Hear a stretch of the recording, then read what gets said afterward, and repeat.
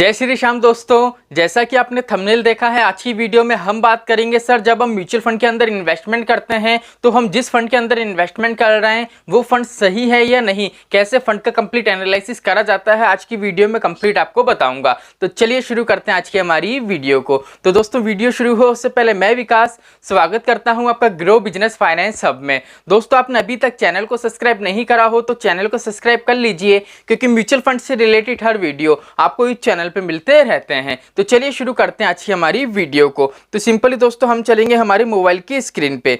तो सिंपली दोस्तों साइड में आपको मोबाइल की स्क्रीन दिख रही होगी, हम चलेंगे हमारी ग्रो एप्लीकेशन पे। दोस्तों जैसे ही मैं ग्रो एप्लीकेशन ऑन करूंगा तो यहाँ पे ये मेरा पिन मांगेगा, सिंपली इसमें मेरा पिन एंटर कर दूंगा। सिंपली हमको बीच में एक म्यूचुअल फंड का ऑप्शन है, यहाँ पे क्लिक करना है। अब यहाँ पे देख लीजिए दोस्तों, यहाँ पे लिखा हुआ है large cap, mid cap, small cap. ठीक है, अगर आपको कोई पर्टिकुलर फंड है जैसे स्मॉल कैप का है तो सिंपली आप स्मॉल कैप में जाओ और यहाँ पे देख लीजिए कौन सा फंड आपको सिलेक्ट करना है। जैसे मान लीजिए कोई दूसरा फंड है जो आपके दिमाग में है, जैसे यहाँ पे मैं आपको सर्च करके बताता हूँ HSBC स्मॉल कैप फंड। अभी फंड मैंने सिलेक्ट कर रखा है, लेकिन ये फंड अच्छा है या नहीं अभी मुझे नहीं पता। तो सिंपली मैं आपको बताऊंगा कि इसका एनालिसिस कैसे करना है। देखो जैसे ही हम फंड पे क्लिक करते हैं तो ऊपर की तरफ आपको एक ग्राफ शो होता है, एक चार्ट शो होता है। ठीक है, यहाँ पे लिखा हो 1 month, 6 month, 1 year, 3 year, 5 year all time return. तो ये बिल्कुल बेकार है, आपको उसको नहीं चेक करना है। ठीक है, इसको चेक क्यों नहीं करना है, क्योंकि ये यहाँ पे ये चीज देखो, जैसे ही मैं 1 मंथ पे क्लिक करता हूँ तो ये नेगेटिव रिटर्न बता रहा है, 6 मंथ पे क्लिक करता हूँ तो ये 11% का रिटर्न बता रहा है, 1 ईयर पे क्लिक करता हूँ तो ये 47% का रिटर्न हमको बता रहा है। यहाँ पे मैं आपको एक चीज बता दूं, हमारा जो रिटर्न होता है, देखो मार्केट है दोस्तों, अप डाउन लगी रहती है इसमें। ठीक है, इसलिए रिटर्न देख के अगर आप इन्वेस्टमेंट करोगे तो ये गलत रहेगा। ठीक है, अगर हम इसका पास्ट का रिटर्न देखें, जैसे 5 साल का रिटर्न है, इसने 24% का रिटर्न दिया है। अब मैं अगर ये रिटर्न देख के फ्यूचर में इसमें इन्वेस्टमेंट कर दूं ना तो ये गलत रहेगा।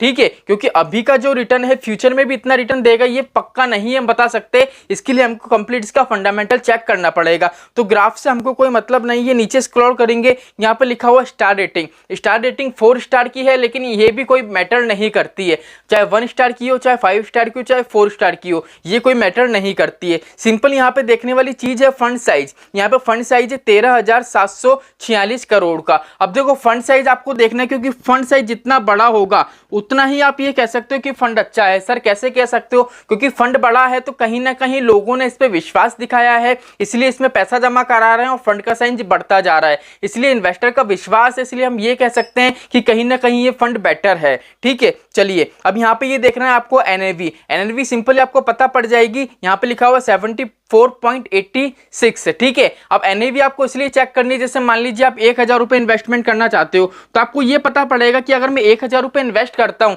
तो एनएवी के हिसाब से मुझे कितने यूनिट अलॉट होंगे सिंपली।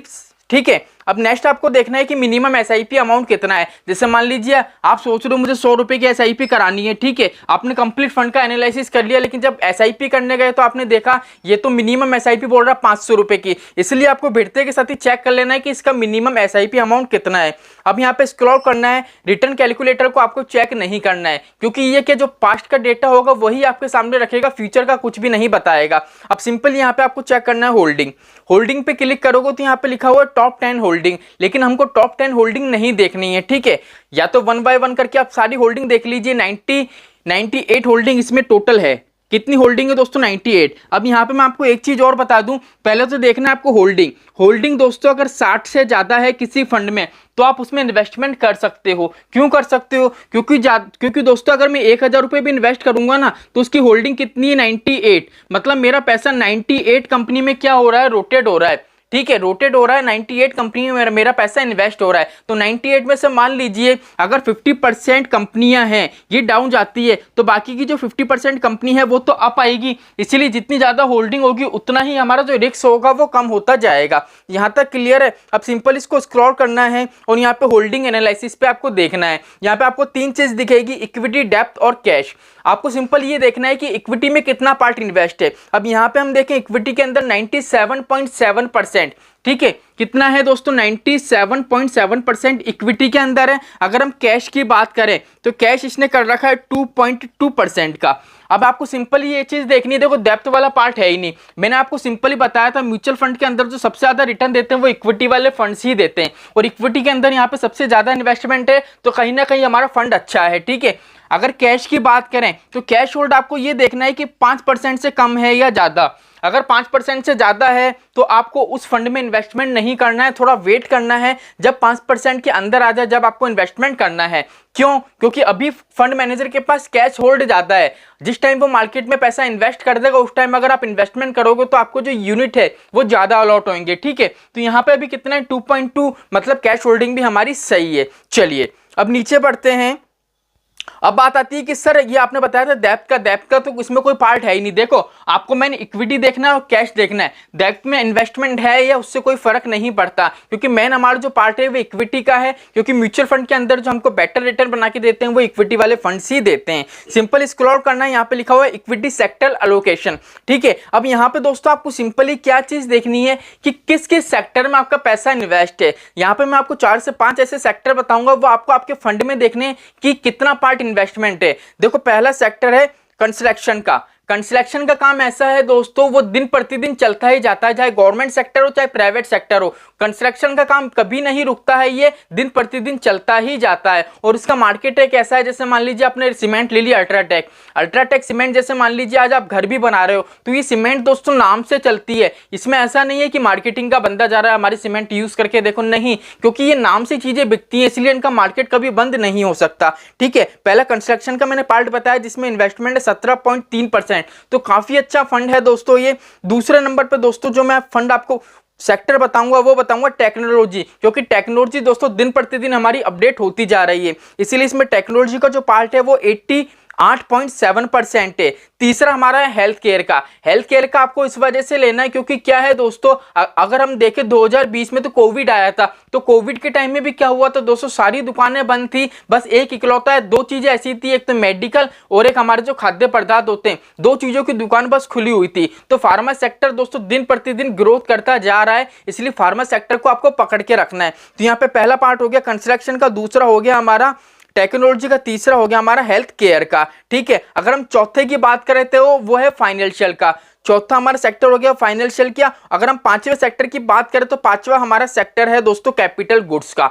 बस ये 5 सेक्टर आपको देखने हैं जो मैंने अभी नाम लिए हैं, और ये देखना है इन 5 सेक्टर में कितना ज्यादा पैसा इन्वेस्ट है। जितना परसेंटेज ज्यादा हो तो उतना ही ये फंड हमारे अच्छे हैं। वापस से बता देता हूं आपको, कंस्ट्रक्शन हो गया, कैपिटल गुड्स हो गया, टेक्नोलॉजी हो गया, हेल्थ केयर हो गया और फाइनेंशियल, ये 5 सेक्टर सिंपली आपको देखने हैं। बाकी तो इसमें बहुत सारे आपको सेक्टर मिल जाएंगे, लेकिन मोस्टली आपको ये 5 सेक्टर देखने हैं। अगर इन 5 में से एक सेक्टर भी नहीं हो तो आपको रुक जाना है, इन्वेस्ट नहीं करना है। ठीक है, तो सिंपल यहाँ पे मैंने आपको बता दिया, देख लीजिए। अब हम नीचे आते हैं, यहाँ पे आपको बहुत सी चीजें देखने को मिलेगा, पीई, शार्प, पीबी, अल्फा, ठीक है, और यहाँ पे एक मिलेगा आपको बीटा।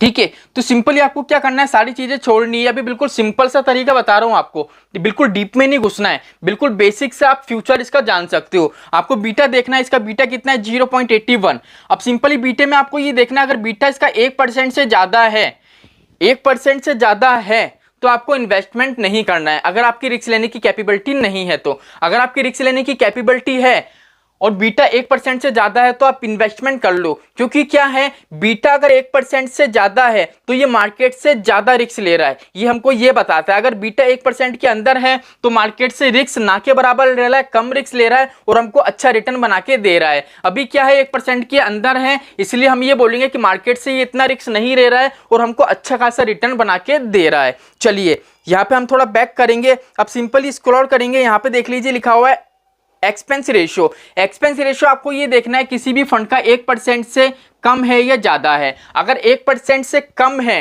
तो कहने का मतलब है हम इन्वेस्टमेंट कर सकते हैं, क्योंकि एक्सपेंस रेशियो में क्या होता है दोस्तों, जैसे मान लीजिए 1% कोई फंड आपसे चार्ज कर रहा है तो ये क्या होता है, पूरे 1 साल का होता है। 365 डेज में क्या करना पड़ता है, आपको 1% पे करना पड़ता है, जो हमको रोज का रेगुलर बेस पे रिटर्न मिलता है। ठीक है, वो क्या होता है, रेगुलर बेस में से एक्सपेंस रेशियो कट होगा और हमको रिटर्न शो हो जाता है। इसकी कैलकुलेशन अलग है, वो नेक्स्ट वीडियो में आपको बताऊंगा। ठीक है, तो एक्सपेंस रेशियो कम होना चाहिए। अब यहाँ पे मैं आपको एक चीज और बता दूं, म्यूचुअल फंड के अंदर जब भी आप इन्वेस्टमेंट करते हैं तो 2 तरीके के हमको फंड देखने को मिलते हैं, एक मिलता है डायरेक्ट प्लान, दूसरा मिलता है रेगुलर प्लान। अब डायरेक्ट प्लान में क्या होता है दोस्तों, एक्सपेंस रेशियो होता है ना वो कम होता है, क्योंकि क्या होता है दोस्तों, इसमें ना कोई एजेंट होता है ना कोई एडवाइजर होता है। और रेगुलर प्लान की बात करें तो उसमें क्या होता है, एडवाइजर होते हैं, एजेंट होता है, डिस्ट्रीब्यूटर होता है, ठीक है। अब जो ये एक्सपेंस रेशियो हम देते हैं ये किसके पास जा रहा है, फंड मैनेजर के पास जा रहा है। फंड मैनेजर को सैलरी किससे मिलती है, एक्सपेंस रेशियो से मिलती है। लेकिन यहाँ पे क्या है, फंड मैनेजर को भी दे रहे हैं,